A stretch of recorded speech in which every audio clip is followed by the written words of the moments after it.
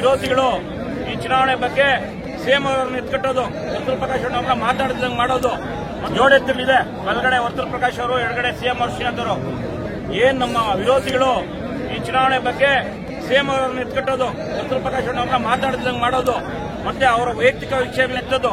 ನಿಮ್ಗೆ ತಾಕತ್ತು ದಮ್ ಇದ್ದಿದ್ರೆ ನೀವು ಅಭಿವೃದ್ಧಿ ಬಗ್ಗೆ ಮಾತಾಡಬೇಕಾಯ್ತು.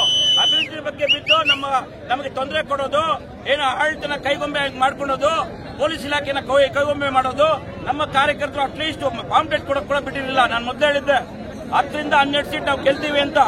ಒಂದೇನ 10 ಮಠ, ಇನ್ನೊಂದು ಮಾತ್ರ 8 ಮತದಿಂದ ಸೋತಿದ್ರಿ. ಇವತ್ತು ಇಡೀ ಜಿಲ್ಲೆಗೆ ಕೇವಲ ಇದು ಕುರುಗಲ್ಲು ವೇಮಗಲ್ ಪಟ್ಟಣ ಪಂಚಾಯತಿಗೆಲ್ಲ, ಕೋಲಾರ ವಿಧಾನಸಭೆ ಇದಕ್ಕೆಲ್ಲ ಕ್ಷೇತ್ರಕ್ಕೆಲ್ಲ, ಕೋಲಾರ ಜಿಲ್ಲೆಗೆ ಕಾಂಗ್ರೆಸ್ ವಿರೋಧಿ ಅಲೆ ಇವತ್ತು ಸ್ಟಾರ್ಟ್ ಆಗಿದೆ. ಬರ್ದಿಕೊಳ್ಳ್ರಿ.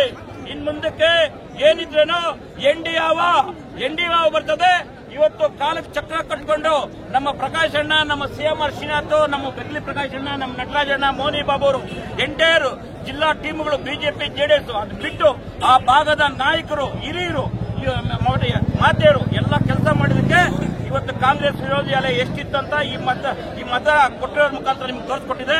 ಮುಂದೆ ನಾವೇನು ಕುರುಗಲ್ ವೇಮಗಲ್ ಪಟ್ಟಣ ಪಂಚಾಯತಿನ ಅಭಿವೃದ್ಧಿ, ಸರ್ವತೋಮುಖ ಅಭಿವೃದ್ಧಿ ಮಾಡೋ ಮುಖಾಂತರ ಕಾಂಗ್ರೆಸ್ಗೆ ತಕ್ಕದಂತ ಉತ್ತರ ಕೊಡ್ತೀವಿ ಅಂತ ಹೇಳಿ ಎಲ್ಲ ಮತದಾರರಿಗೂ ಈ ಒಂದು ಗೆಲುವನ್ನ ಅರ್ಪಿಸ್ತಾ ಇದ್ದೀನಿ.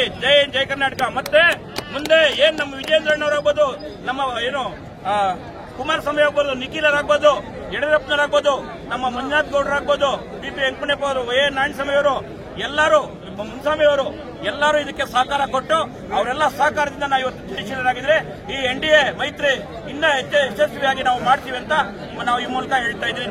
ಜೈ ಕರ್ನಾಟಕ. ಕಾಂಗ್ರೆಸ್ ವಿರುದ್ಧ ಅಲೆ ಇದೆಯಾ ರಾಜ್ಯದಲ್ಲಿ? ನೋಡಿ, ಇಲ್ಲೇ ಇದೆಯಲ್ಲ, ಸ್ಟೇಟ್ ಎಲ್ಲ ಇದೆ.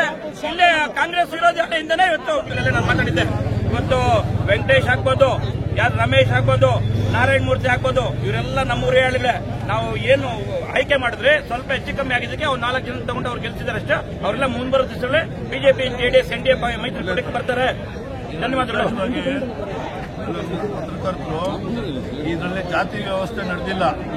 ಇದು ಕಾಂಗ್ರೆಸ್ನ ದುರಾಡಳಿತದ ವಿರುದ್ಧ ಮತ ಕೊಟ್ಟಿರ್ತಕ್ಕಂಥ. ಉದಾಹರಣೆಗೆ ಕಲ್ವಾ ಮಂಜಲಿ ಚಿಕ್ಕಬಳ್ಳಾಪುರ ಕಲ್ವಾ ಮಂಜಲಿ ಮೇಜರ್ ಆಗಿ ಒಕ್ಕಲಿಗರಿರ್ತಕ್ಕಂಥದ್ದು.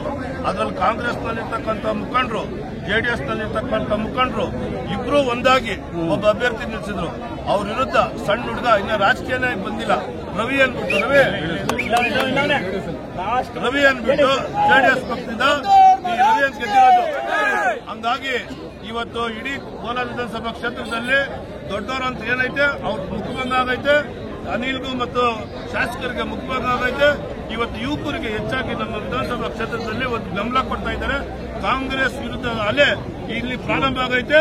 ಇಡೀ ಜಿಲ್ಲೆನಲ್ಲಿ ನಾವು ಮತ್ತೆ ಎನ್ಡಿಎ ಬಾವುಟನ್ನು ಆರಿಸ್ತೀವಿ. ಜಿಲ್ಲಾ ಪಂಚಾಯತಿ, ತಾಲೂಕ್ ಪಂಚಾಯತಿ, ಸ್ಥಳೀಯ